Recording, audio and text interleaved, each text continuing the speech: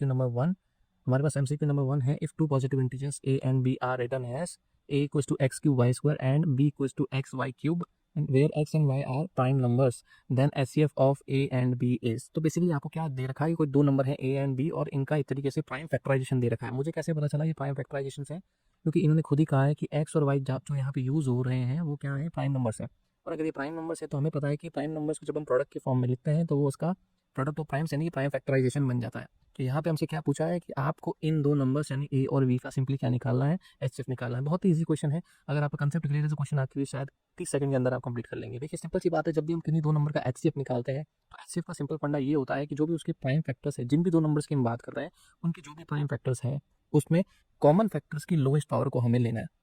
तो हम देखें ए और बी की हम बात करें, इसका हमें एचसीएफ लेना है। इनकी जो प्राइम फैक्टर्स है वो कौन कौन से हैं सर? यहाँ पे एक्स क्यूब वाई स्क्वायर है और यहाँ एक्स वाई क्यूब है। तो मुझे बताइए क्या एक्स दोनों में कॉमन है? मैं इसको ऐसे लिख देता हूँ, ए के अंदर है मेरे पास x cube y square, B के अंदर है मेरे पास एक्स वाई क्यूब। हालांकि आपको वहाँ पे लिखने की भी जरूरत नहीं पड़ेगी, यहाँ पे मुझे समझाना है तो मैं लिख के आपको समझाता हूँ। तो आप देखिए एक्स दोनों में कॉमन है, वाई भी दोनों में कॉमन है। अब हमें बस करना ये है कि जो कॉमन फैक्टर्स हैं उनकी लोएस्ट पावर को देखना है। तो अगर आप देखें एक्स की यहाँ पे पावर 3 है, यहाँ पे कोई पावर नहीं, मतलब पावर 1 है, तो ये हो गया इसकी लोएस्ट पावर यानी एक्स हो गया।